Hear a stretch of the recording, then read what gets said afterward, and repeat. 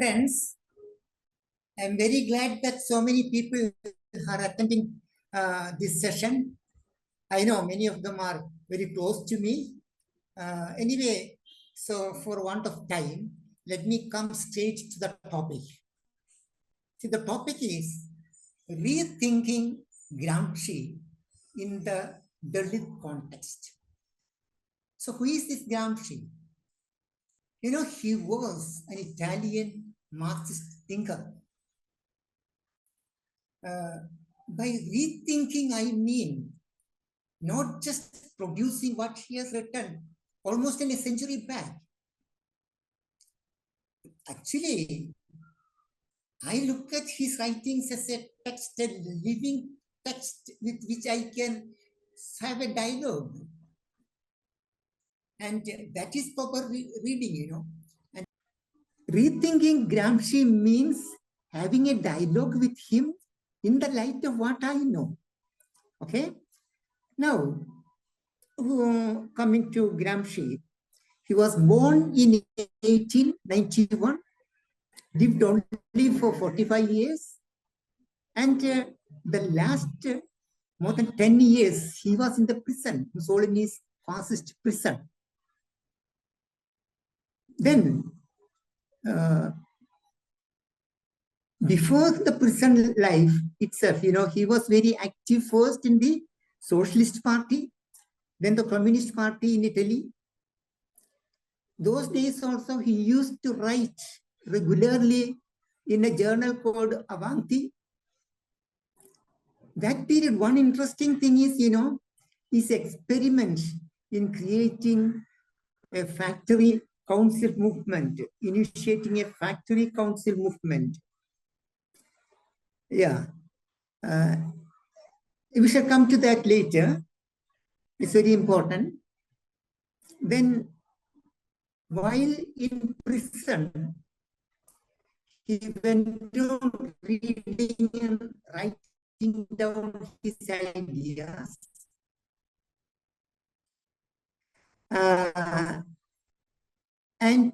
Those writings are available as Gramsci's prison notebooks today.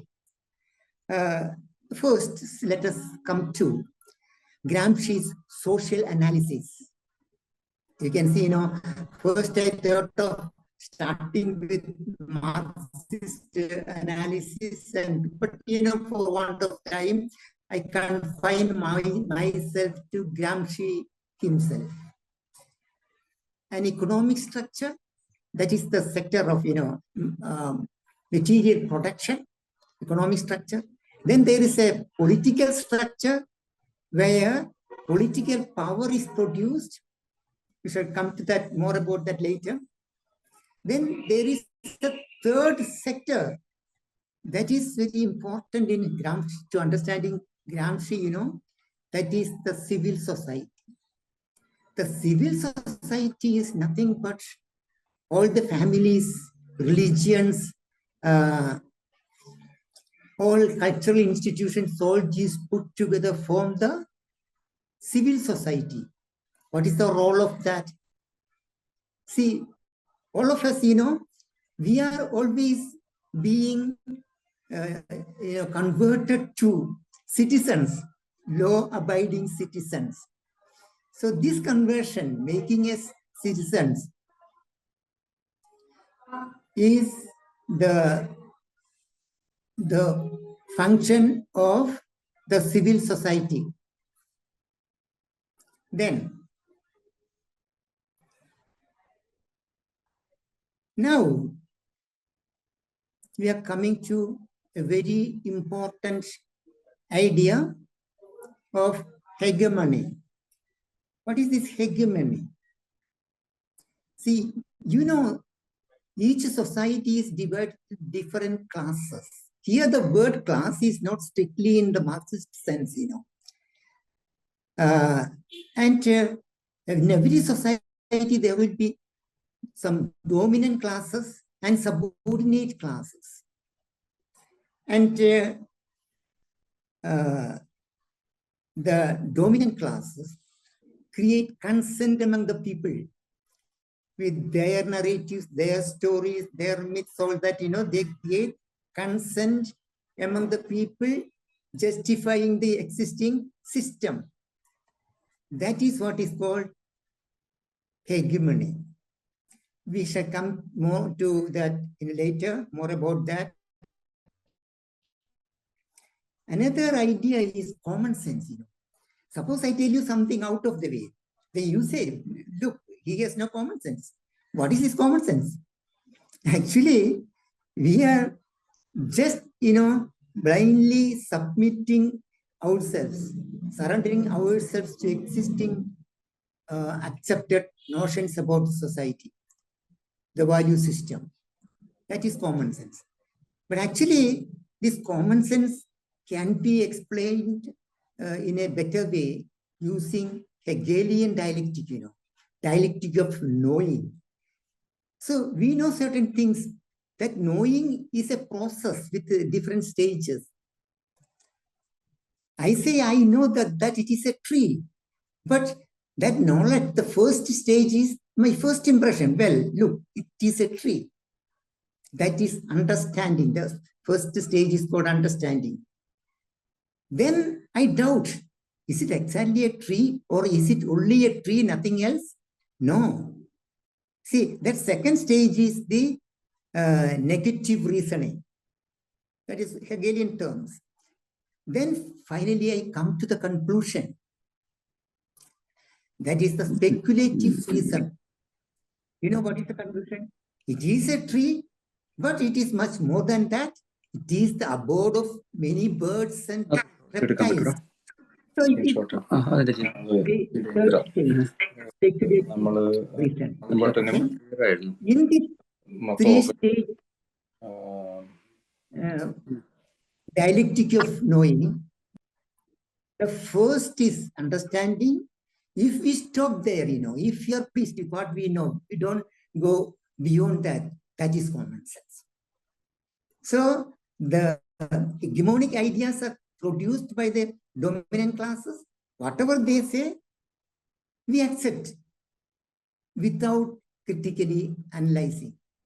This uncritical acceptance of the ideas of the dominant classes, that is common sense. Now, I shall explain these things with a simple example. One interesting thing is,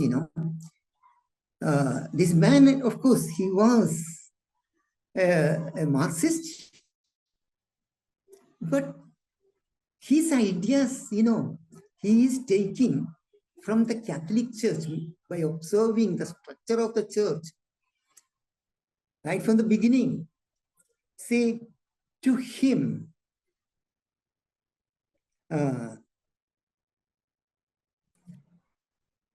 he's speaking, of course, about the Catholic Church of his days, the Catholic Church in Italy, who were the dominant classes. The priestly hierarchy from Pope to the parish priest, the priestly hierarchy and aristocracy.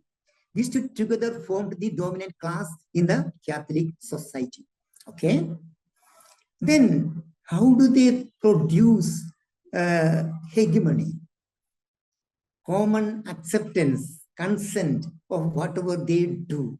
That is hegemony, creating hegemony. How do they do this? Through narratives.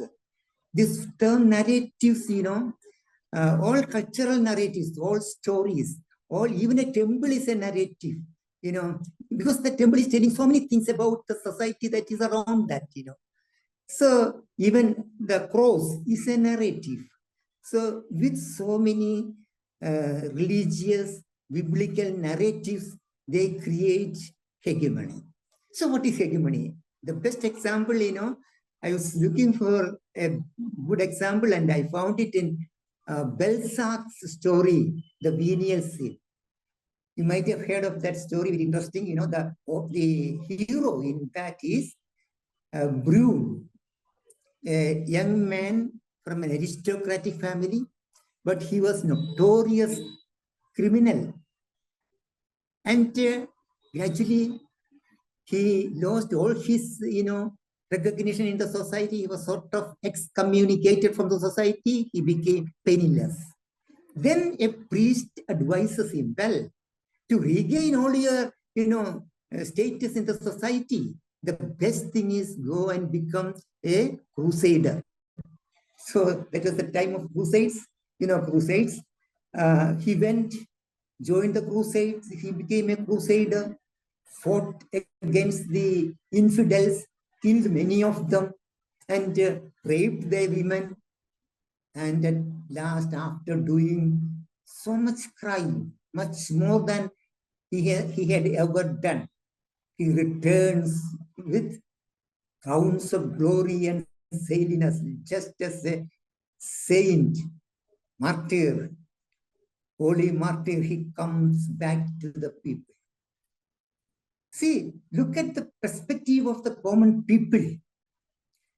See, to them, just before this event, this joining the crusades, he was a notorious criminal. But just after that, he becomes a saint, a sort of parallax, parallax shift. This shift happens where? In the collective unconscious of the people, of the common people. And that is how hegemony works. Then a little about the psychology of hegemony. See, I was telling you about these narratives, no? Through narratives, what is produced? Symbols are produced, metaphors are produced, many stories, many powerful images are produced. In my last talk, I explained what a symbol is. The national flag is a symbol. It is a sign and it is a signifier. At the same time, it is the signified. It is same as the nation. I have explained that last time. That means a word or a sign becomes a symbol when its meaning is fixed. We will be getting more examples later, how gods are created, we can see as symbols. Then,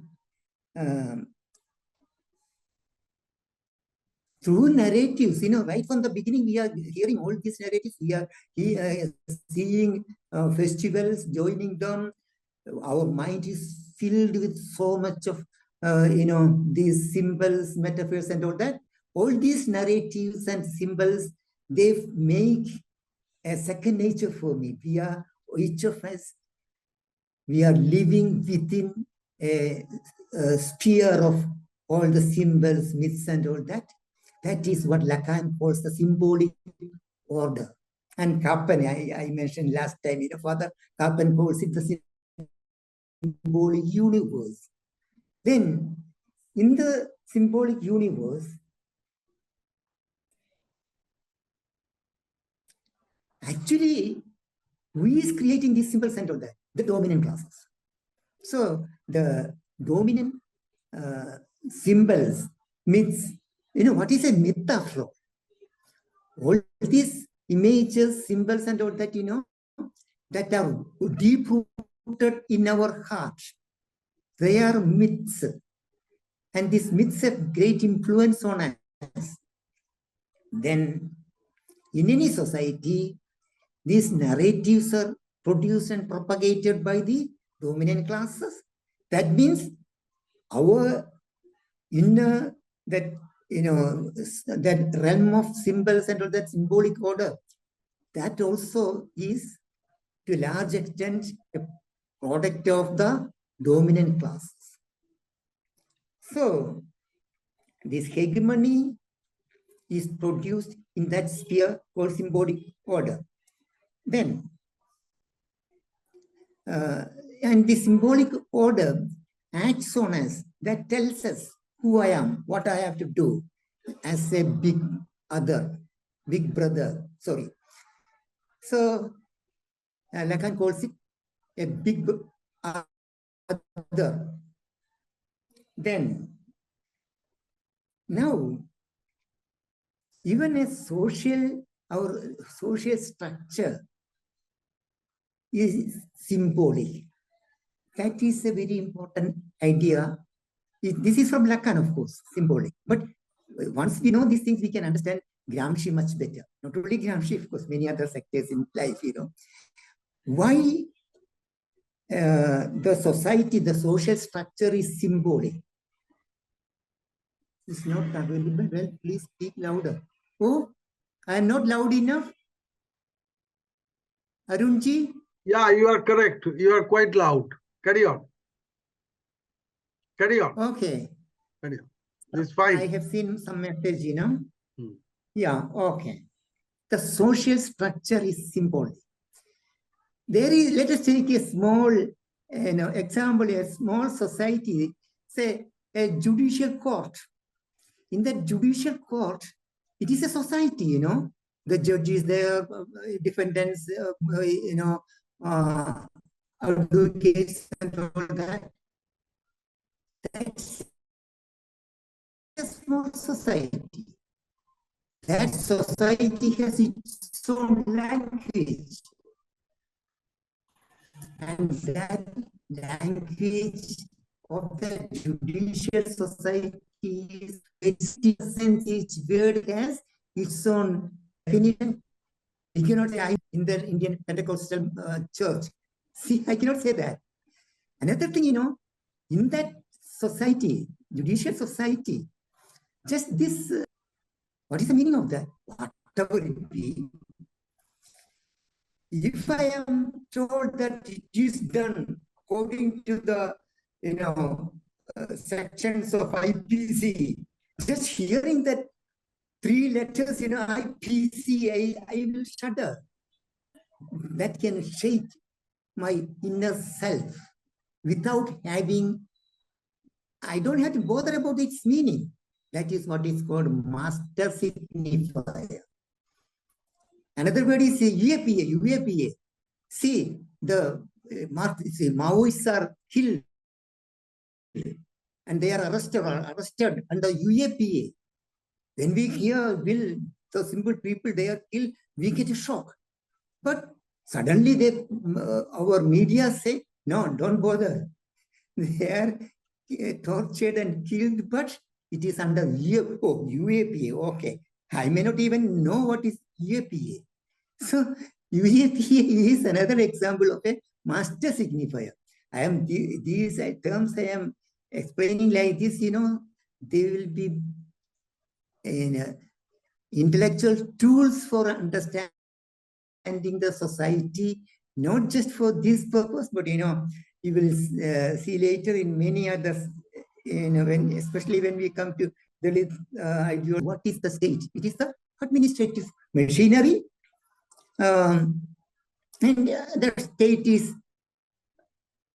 the state acts on us in 2 ways. One is coercion by force, by police, and the other is persuasion. That persuasion is through the consent. Who is creating the consent? The dominant classes. So the dominant classes create consent about the existing system, and that is persuasion. So the state exercises its power in 2 ways, persuasion and coercion. Another interesting thing, is integral state. You might have heard of this, because it is very famous, integral. What is meant by integral state? See, what is this power? See, the government exercises power over the people. Power is a relation. In a master-slave relationship, the master exercises power over the slave. Means power is a relation between humans. Now, in any society, power is produced and executed in every sector of the society, in the family, in the church, in the classroom. Power is exercised. And the totality of all these power relations That is the integral state. Okay, this is a very important idea because, you know, it becomes very important because it becomes, it makes revolution much more meaningful. Otherwise, just take hold of the state. That is, state means the governing machinery, and the revolution is over. But that is not revolution. So we are coming to revolution. What is revolution? See, when we hear the word revolution, usually, you know, what comes to our mind is something like short-circuiting. In a huge building, suppose a short-circuiting happens. Like that, revolution is something like that, you know. That is what we have in our mind, or the traditional Marxist thing. But to Gramsci, revolution is a process. And what is that process? It is a process of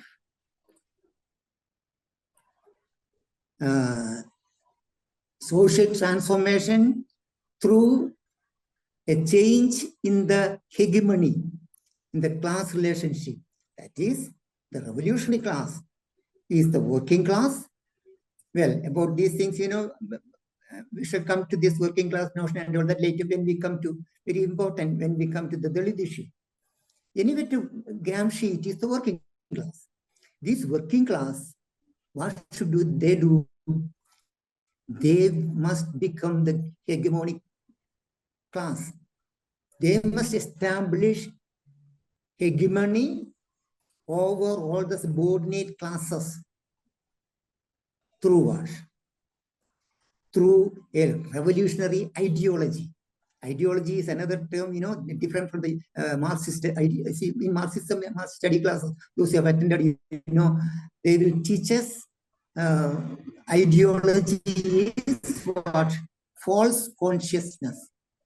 But to Gramsci, that's not ideology. It is a set of ideas joining the people together for action. So in that sense, the working class or the revolutionary class must have an ideology, must create hope among the dominated, the people, subordinate people, and form them into a Marxist ideological community. So the working class, with all others, the exploited sections of the society, started around Marxist 16. ideological community must be formed. He also calls it historic bloc. Then another thing is, you know, what is internationalism of Marxism? The traditional Marxism is internationalist, you know, because according to that, a revolutionary worker must see himself as an international citizen, because he is for establishing a new world order, not in his own country, throughout the world. Gramsci says that's not the way. The working class must become the hegemonic class by joining all the other movements, national and popular movements, cultural movements, establish their hegemony over all this and become a revolutionary class. Then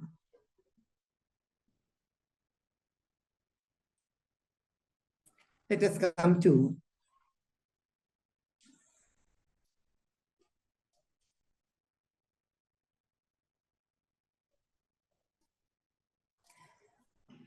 another thing is, you know, organic intellect. Even the word organic society, organic community.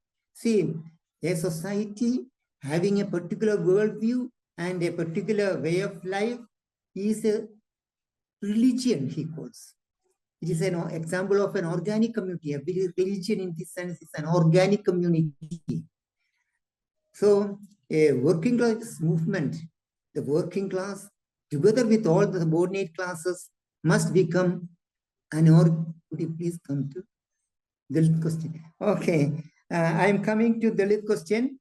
Bijilal wants me to come to Dalit question. This organic intelligence all the time, skipping for the time being.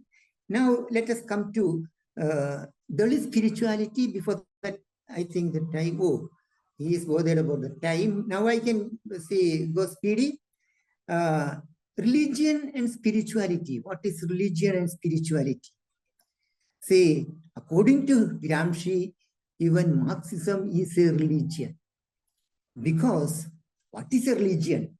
A particular worldview and the corresponding norms of life. That is religion. And those who accept that particular ideology is religious. And once he accepts that, his sense of awareness of himself, self-awareness, becomes, changed according to that faith. And that changed sense of self-awareness is spirituality. Then, another interesting thing Gramsci mentions is every religion is a combination of many religions. Take the Catholic Church. Within that, the religion of the, say, bishops is different from the religion of Mother Teresa. Because why? Because the worldview of the bishops, their self-awareness is not that of Mother Teresa. The self-awareness of a bishop in the Catholic Church is that he represents the Almighty. Okay? This Catholic Church, Gramsci calls it a confessional religion. So, why? Because in their worldview, we are all sinners, including the bishops. But one advantage is there for the priestly class, that they can absolve, they can forgive all the sins, absolve sins. That makes them sort of, their self-awareness much sort of, sort of aggressive towards the other people who go to confession to them. So the confessional spirituality of the common people and the spirituality of, that is why Gramsci says every religion is a combination of different religions here. Remember what religion is. Then, so a religion is a worldview with a way of life, you see.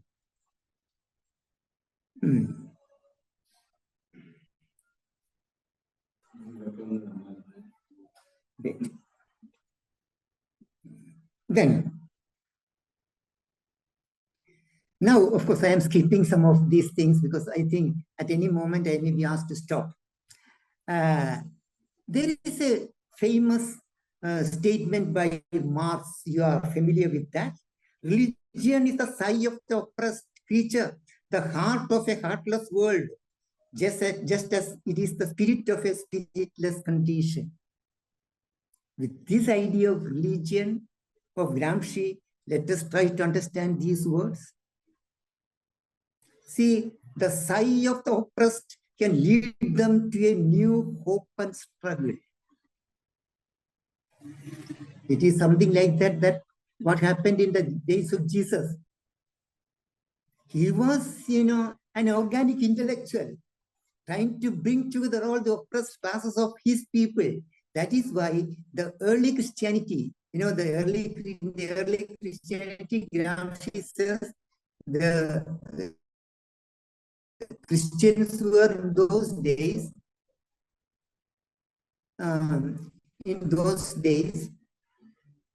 the Christian God. And today, the communist workers, revolutionaries are militants of the city of man. So the comparison between the early Christianity and the communist movement is important. Now, my point is,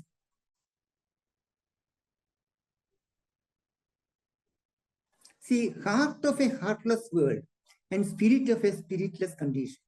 Here, heart of a heartless world means in that world, heart is present as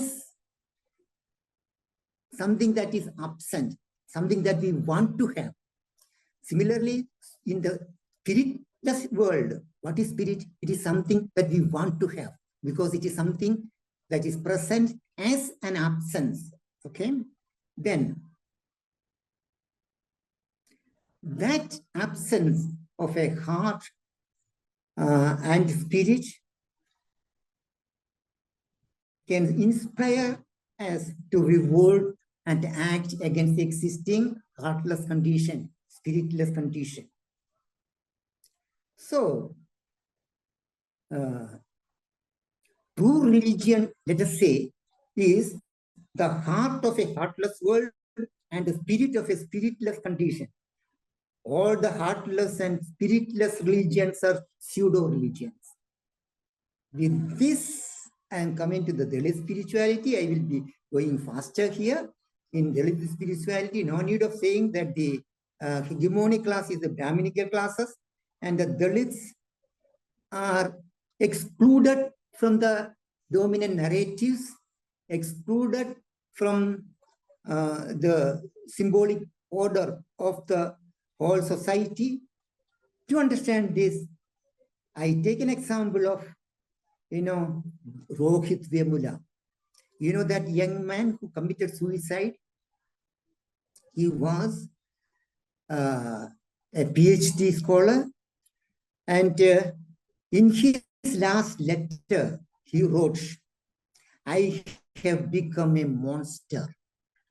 What made him think of himself as a monster? Then, my birth is my fatal accident.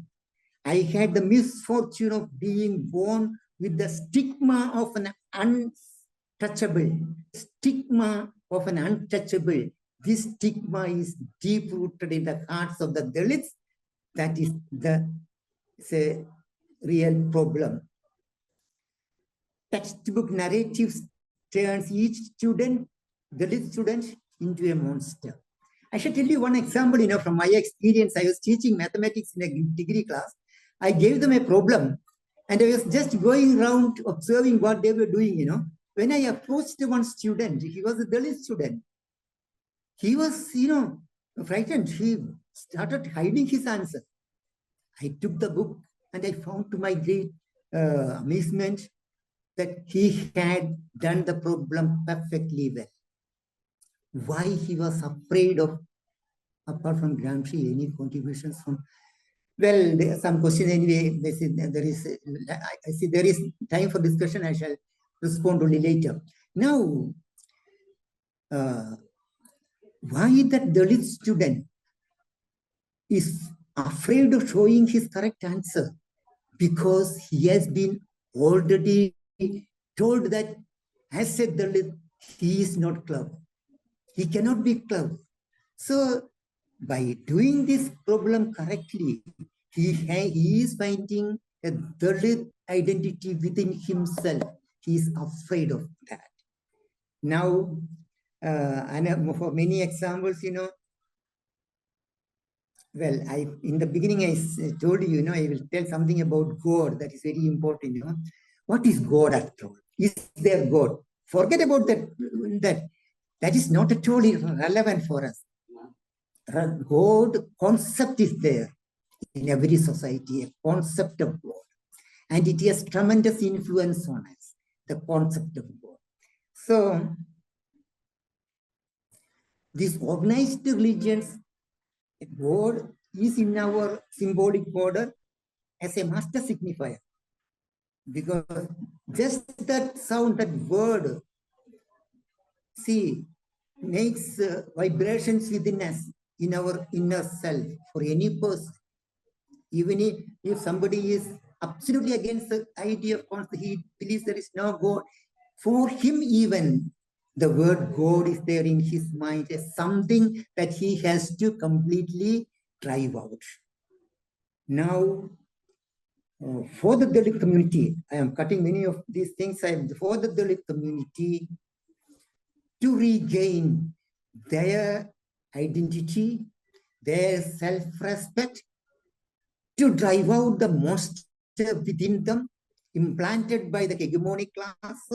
They have to go to their primal sources as carpenters, Here their primal sources, one is folklore. About folklore also, Gramsci says, see,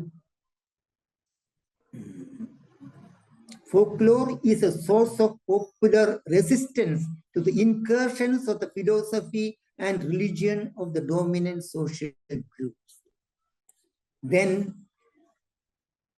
for example, I think I take the folklore of the Parias in Kerala, very low caste people in. I have done some work on that. For the Parias, what is their God concept? You see, there are magicians called Valens, and it is his duty to heal the people. Then, in his attempt to heal the people, he calls the gods, and that recitation is called Chattupaattu. And in that Chattupaattu, you know how he starts? The earth where I was, the earth where I came from, let the earth unite with Mayas. What is Mayas? All the invisible powers. Let father unite with mother. See, this unite with this.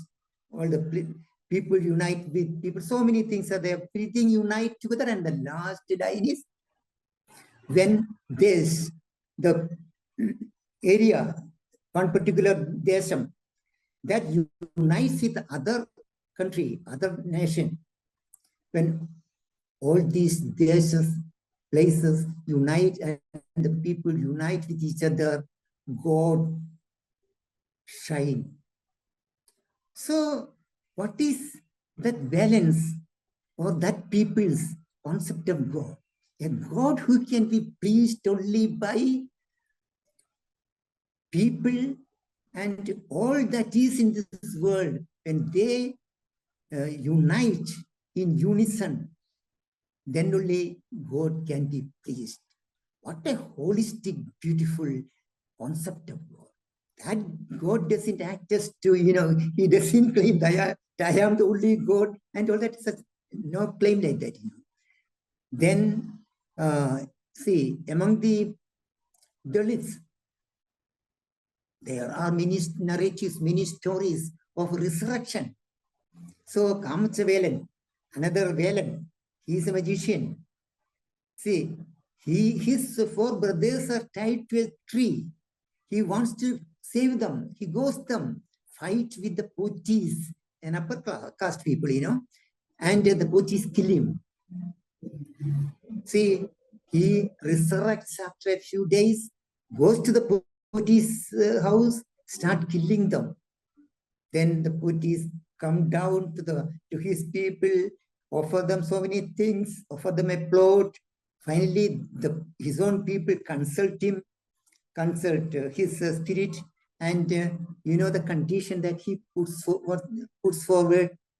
See, a memorial, a memorial should be established near my wife's place, and all my remains must be brought there by the chief of the Potis. See, untouchable he is, and for a chief of the Potis, very pure class, for them to bring the remains of an untouchable, what a punishment it is. So there are such, very inspiring stories, but these are all left. Who created the whole world, this earth? In the Parya folklore, it is 7 dragonflies with 7, mud, balls of mud created the earth. Much better than, somebody coming with an axe and throwing the axe and creating this Kerala and donating to the Brahmins, you see. So their concept of God, their concept of creation, and of course, there are many poems where they question untouchability. Shuddhi. Shuddhi is purity. Purity of the Brahmans. Yantu Shuddhi Brahmana, Yetu Shuddhi Brahmana. What do you mean by this Shuddhi? You use our baskets, which we are making. We are untouchable, but you can use our... Hello. Can so, you think of winding up, because yeah, sure. your time is already over? Okay. No problem.